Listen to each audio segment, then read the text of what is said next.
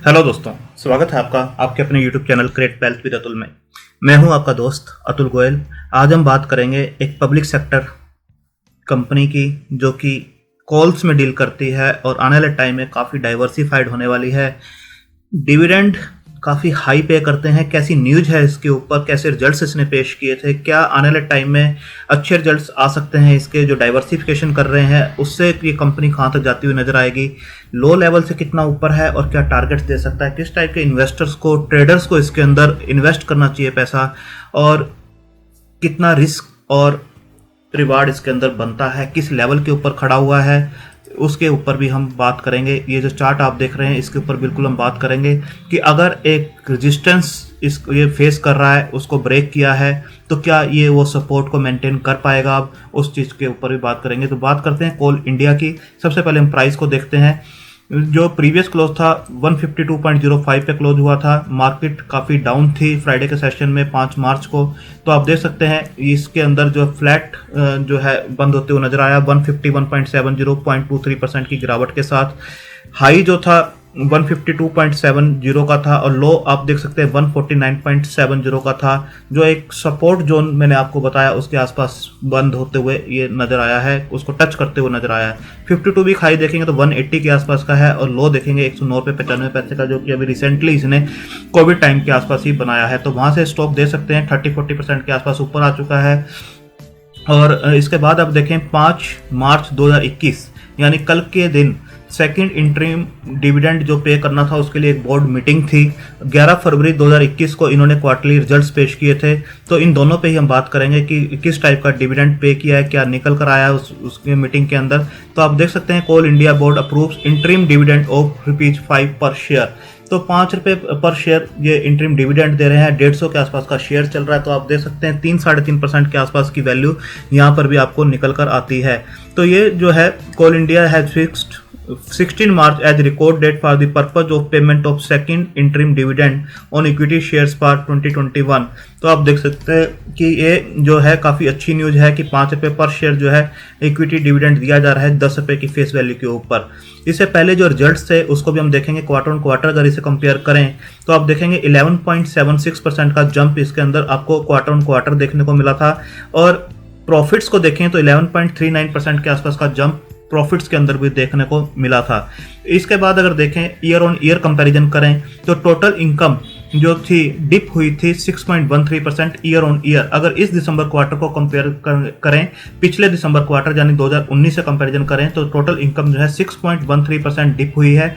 और प्रॉफिट्स जो थे 14.08% के आसपास डिप हुए हैं। जो 4566 के आसपास हुआ करते थे प्रॉफिट, वो 3923 करोड़ के आसपास निकल कर आए हैं। तो 14% के आसपास डिप यहाँ पर भी देखने को मिल रहा है। अगर 9 मंथ को 9 मंथ से कंपैरिजन करें तो टोटल इनकम 3.13% डिप हुई थी और प्रॉफिट्स जो थे 5.58% के आसपास इंक्रीज हुए हैं। जो 11,437 करोड़ थे 9 मंथ के, वो आपको 12,076 के आसपास पहुंचते हुए नजर आए, यानी 5.58% के आसपास का जंप यहाँ पर भी देखने को मिल रहा है। तो आप देखेंगे क्वार्टर ऑन क्वार्टर जो रिजल्ट है काफ़ी अच्छे थे। टोटल इनकम और प्रॉफिट दोनों ही इंक्रीज होते हुए नजर आए। ईयर ऑन ईयर आपको नजर आएगा कि थोड़े से प्रेशर में है इनकम भी और प्रॉफिट्स भी। 9 मंथ में आप देखेंगे टोटल इनकम में थोड़ा सा स्लाइटली डिप जरूर है, बट प्रॉफिट्स आपको बढ़ते हुए नजर आ रहे हैं। इसके बाद अगर देखें फंडामेंटल 93,000 करोड़ के आसपास की मार्केट कैप है इसकी। आरओसी देखेंगे तो काफी अच्छा आपको नजर आएगा 73.1%। आरओई भी देखेंगे तो 57% के आसपास को आपको नजर आएगा। डेट सिर्फ 4800 करोड़ की है। डेट टू इक्विटी रेशियो जो बनता है 0.13 है, जो कि मैनेजेबल है। प्लज कोई भी शेयर इसके अंदर नहीं किया गया है। अगर इंडस्ट्री पी को देखेंगे 27.9 की है। ये सिर्फ और सिर्फ आपको 7.30 के आसपास स्टॉक की पी पे नजर आ रहा है। अगर बुक वैल्यू को देखेंगे 60 की है और फेस वैल्यू जो प्राइस टू बुक वैल्यू निकल कर आती है 2.5 है। तो आप देख सकते हैं काफी अंडर वैल्यूड स्टॉक आपको नजर आएगा। इंडस्ट्री पी 27.9 और इसकी जो पी है 7 की है। प्राइस टू बुक वैल्यू भी सिर्फ 2.5 है, तो एक्सपेंसिव नहीं है बिल्कुल भी। और डिविडेंड जो पे करते हैं 7.94% आपको डिविडेंड यील्ड नजर आएगी, जो कि काफी अच्छी है, अट्रैक्टिव है। फेस वैल्यू 10 की है और 52 वीक हाई से अभी भी स्टॉक जो है आपको नीचे ही मिल रहा है। इसके बाद अगर देखें तो जो स्टॉक है 200 डीएमए और 50 डीएमए दोनों से ऊपर काम करते हुए नजर आ रहा है और एक अच्छे बुलिश मोड के अंदर है। अगर रिजल्ट्स की बात करें, जैसे रिजल्ट्स तो मैंने आपको पहले बताया, बट यहाँ पर ओपीएम परसेंटेज देखना काफ़ी जरूरी होता है किसी भी कंपनी के रिजल्ट्स में। तो यहाँ पर आपको 22% के आसपास ओपीएम परसेंटेज नजर आएगी, जो कि पिछले क्वार्टर में 19% थी और उससे पिछले क्वार्टर में 16% के आसपास थी। तो दोनों से ही इंप्रूव होती हुई 22% के आसपास है। अगर ईयर ऑन ईयर देखें, दिसंबर 2019 में 21% थी और अब ये 22% के आसपास काम कर रहे हैं, तो इंप्रूव होती हुई नजर आ रही है। ऑपरेटिंग प्रॉफिट्स किसी भी क्वार्टर के अंदर माइनस में नहीं है, आप देख सकते हैं। नेट प्रॉफिट्स भी आप देखेंगे किसी भी क्वार्टर के अंदर माइनस नहीं है, पिछले 12 क्वार्टर आप देख सकते हैं। तो काफ़ी अच्छी इसके अंदर प्रोग्रेस है। और इंटरेस्ट जो पे करते हैं सिर्फ 147-155 करोड़ के आसपास ही जो है पे करते हैं। इसके बाद अगर देखें डेटर डेज को, अगर आप देखेंगे तो डेटर डेज 55 के आसपास हैं, क्योंकि पब्लिक सेक्टर कंपनी है इसलिए ये चीज़ देखनी काफ़ी जरूरी होती है कि 55 के आसपास हैं, जबकि पहले 27 और 20 के आसपास था। ये थोड़ा इंक्रीज होते हुए जरूर नजर आ रहे हैं, जो कि डिक्रीज होने चाहिए अभी। शेयर होल्डिंग पैटर्न को अगर आप देखेंगे तो प्रमोटर्स की होल्डिंग जो है 66.13% के आसपास है। अगर आप इसमें देखेंगे तो प्रेसिडेंट ऑफ इंडिया 66.13 के आसपास की होल्डिंग है। एफआईआई के पास 6.50 के आसपास की होल्डिंग है, थोड़ा सा डिक्रीज जरूर हुआ है। डीआईआई की होल्डिंग जो है इंक्रीज हुई है, 22.16 के आसपास है। अगर आप डीआईआई के अंदर देखेंगे तो लाइफ इंश्योरेंस के पास 11 और एल यहाँ पर देख सकते हैं 11.11% के आसपास का है। एलआईसी के पास, एचडीएफसी 3.89, तो अच्छे स्ट्रॉन्ग हाथों में है। गवर्नमेंट के पास यहाँ पर 0.07 है और पब्लिक के पास 5.14 के आसपास की होल्डिंग आपको नजर आएगी। तो पब्लिक के पास सिर्फ 5% के आसपास की होल्डिंग है, बाकी सब आपको स्ट्रॉन्ग हाथों में इसके अंदर नजर आएगा। इसके बाद जो बिजनेस है कोल इंडिया का, जैसे जो बताया जा रहा है कि कोल का यूज कम करना और इसके ऊपर डिपेंडेंसी कम करना, जो पावर सेक्टर से रिलेटेड कंपनीज हैं वो अब कोल बेस्ड जो पावर जनरेशन है उसको कम कर रही हैं। जैसे टाटा पावर ने भी अनाउंस किया कि 2025 तक जो उनका पोर्टफोलियो है, जो जितनी पावर जो जनरेट करते हैं उसका 60% जो आएगा वो रिन्यूएबल पावर से ही आएगा और कोल बेस्ड जो होगा वो अब यूज नहीं करेंगे। तो कहीं ना कहीं कोल इंडिया के लिए थोड़ा सा सेटबैक जरूर है, बट इन्होंने पहले से ही अपना जो है डाइवर्सिफाइड करने के लिए प्लान बना लिया है और इसके लिए 1 लाख करोड़ का प्लान जो है अप्रूव भी हो चुका है। और आप देख सकते हैं to diversified into aluminium and solar sectors, ये काफ़ी अच्छा जो फील्ड है इनके लिए और काफ़ी ग्रोइंग फील्ड्स हैं दोनों ही, यहाँ से ये काफ़ी ग्रो करते हुए नजर आ सकते हैं। इसके लिए आप देख सकते हैं CIL will be set up 3 specific purpose vehicles SPV for an about ₹45,500 crore integrated solar wafer manufacturing facility, 38,000 crore greenfield aluminium project and 23,400 crore aluminium smelting unit with state run aluminium जो नेल्को है उसके साथ। तो आप देख सकते हैं 1 लाख करोड़ का पूरा प्लान इन्होंने बनाया है। डाइवर्सिफाइड करेंगे एल्युमिनियम और सोलर सेक्टर में, जिनको ये लग रहा था कि कोल इंडिया जो मोनोपोली इसकी वैसे भी खत्म हो रही थी, जो लाइसेंसेस थे दूसरे प्लेयर्स को भी दिए जा रहे थे, तो जो एक मोनोपोली थी वो भी खत्म हो रही थी, जो कंजम्पशन है वो भी कहीं ना कहीं डाउन आ रही थी। तो जो डाइवर्सिफाइड एक मूव है, एक बहुत अच्छे टाइम पे लिया गया मूव है, जो कि अगले 2-3 सालों में आपको काफ़ी बेनिफिट्स यहाँ से भी होते हुए नजर आ सकते हैं। इसके बाद अगर टारगेट्स की बात करें, 19 फरवरी को जो टारगेट्स दिए गए थे 155 के टारगेट्स दिए गए थे जियोजीत की तरफ से कि ये 155 तक ये जो है शेयर पहुंचता हुआ नजर आ सकता है। इसके बाद अगर आप देखें मोतीलाल ओसवाल 178 के टारगेट्स इसके अंदर दिए गए हैं कि ये 178 तक पहुंचता हुआ आपको नजर आएगा।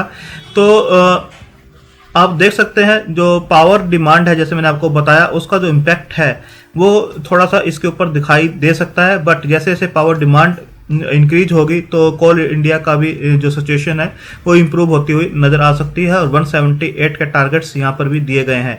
इसके बाद अगर आप देखें इडलवाइस की तरफ से जो टारगेट्स दिए गए हैं वो दिए गए हैं 185 के, 185 तक ये स्टॉक जो है टच करता हुआ आपको नजर आ सकता है आने वाले टाइम में।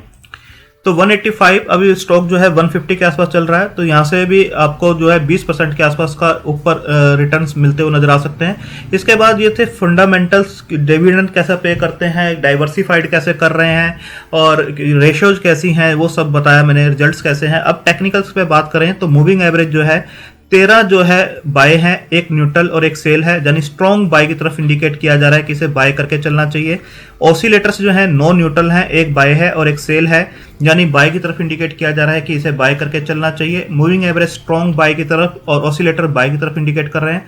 अगर इस 26 को हम मिलाएं और समरी बनाएं तो 14 बाय, 10 न्यूट्रल और 2 सेल और बाय की तरफ इंडिकेट किया जा रहा है कि कोई भी डिप इसके अंदर आपको मिलता है तो एक बाइंग अपॉर्चुनिटी होगी और इसे बाय करके चलना चाहिए। काफ़ी अच्छे रिटर्न्स यहाँ से भी ये स्टॉक देता हुआ आपको नज़र आ सकता है। पहले भी हमने वीडियोज बनाई थी जब ये स्टॉक 113-14 के ऊपर काम कर रहा था, तब भी हमने कहा था इसे लेना चाहिए क्योंकि डाउन साइड काफ़ी लिमिटेड है। उसके बाद ये स्टॉक जब 150 के आसपास गया और अगेन ये जो 133 के आसपास डिप किया था यहाँ पर, तो भी हमने बताया था कि इसे लेके चलना चाहिए, अच्छे रिटर्न्स दे सकता है, डिविडेंड तो पे करता ही करता है, तो उसके बावजूद भी अच्छे रिटर्न्स ये देता हुआ नजर आएगा।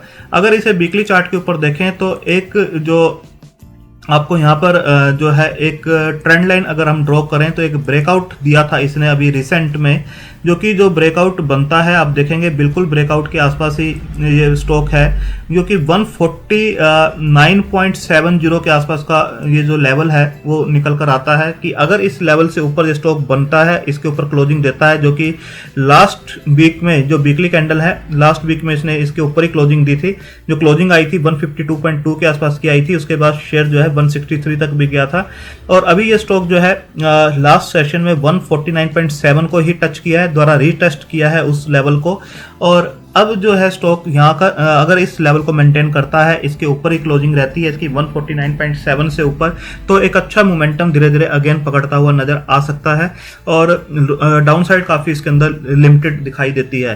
तो रिस्क रिवार्ड रेशियो काफ़ी अच्छा है इसके अंदर। आप अपने जो फाइनेंशियल एडवाइजर हैं उससे भी डिस्कस कर सकते हैं इसके बारे में और अपनी रिस्क टेकिंग कैपेसिटी और होल्डिंग कैपेसिटी के हिसाब से इसे कंसिडर कर सकते हैं।